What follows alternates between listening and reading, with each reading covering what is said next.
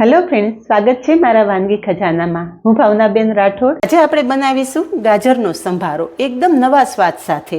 તો ફ્રેન્ડ્સ, ગાજરનો સંભારો બનતા માત્ર 5 જ મિનિટ લાગે, પણ ભોજનનો સ્વાદ ડબલ કરી દે. તો વિડીયો બિલકુલ સ્કીપ કર્યા વગર જોજો. વિડીયો પસંદ આવે તો વિડીયોને લાઇક, શેર અને સબસ્ક્રાઈબ કરી પાસે રહેલું બેલ પ્રેસ કરો, જેથી આવનારા નવા વિડીયો સૌથી પહેલાં આપને મળે.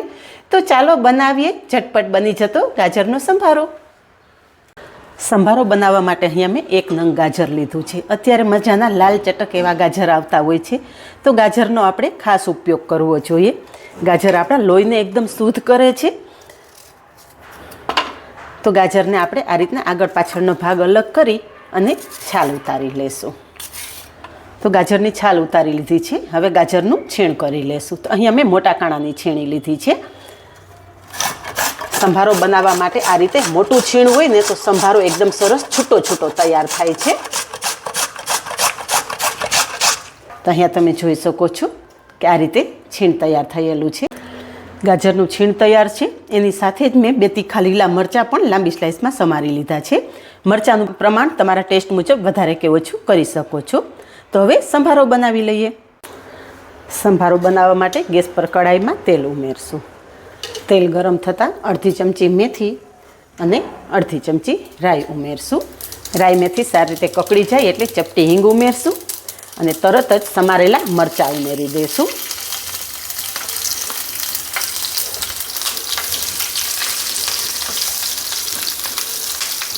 મરચાં સારી રીતે સાંતળી લઈશું. અહીંયા થોડી જ વારમાં મરચાં સરસ સંતળાઈ ગયા છે, તો ગાજરનું છીણ ઉમેરી દઈશું.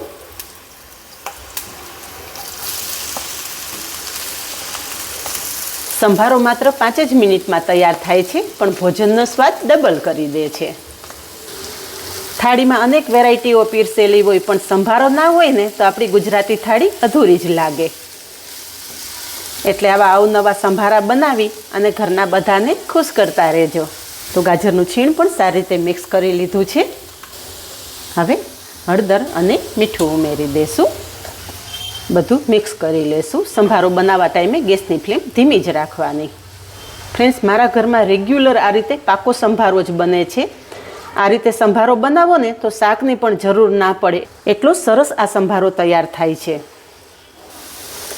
એકાદી મિનિટમાં અહીંયા તમે જોઈ શકો છો ગાજરનું છીણ થોડું સોફ્ટ થઈ ગયું છે.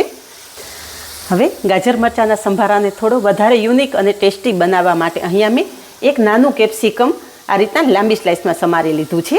તો કેપ્સિકમના ટુકડા ઉમેરી દઈશું. એની સાથે જ અડધા ટમેટાની સ્લાઇસ પણ ઉમેરી દઈશું અને બધું સારી રીતે મિક્સ કરી લેશું.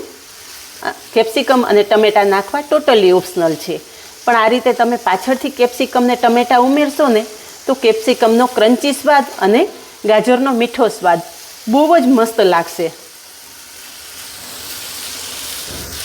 કેપ્સિકમ અને ટમેટાં પણ સારી રીતે મિક્સ કરી લેશું. કેપ્સિકમ ને ટમેટાં ઉમેર્યા પછી આપણે સંભારાને વધારે ચોળવવાનો નથી. તો અહીંયા તમે જોઈ શકો છો કે થોડી જ વારમાં સંભારો એકદમ મસ્ત તૈયાર થઈ ગયો છે. ફ્રેન્ડ્સ, જોઈને જ ખાવાની ઈચ્છા થઈ ગઈ ને. ગેસની ફ્લેમ બંધ કરી દઈશું. તો તૈયાર છે એકદમ નવા સ્વાદ સાથે ગાજરનો સંભારો. આ જ રીતે બનાવો અને કમેન્ટમાં જણાવો કે માત્ર 5 જ મિનિટમાં તૈયાર થઈ જતો ગાજરના સંભારાની રેસીપી કેવી લાગી. આજે બસ આટલું જ. મળીએ નેક્સ્ટ વિડીયોમાં. ત્યાં સુધી બાય. Thank you.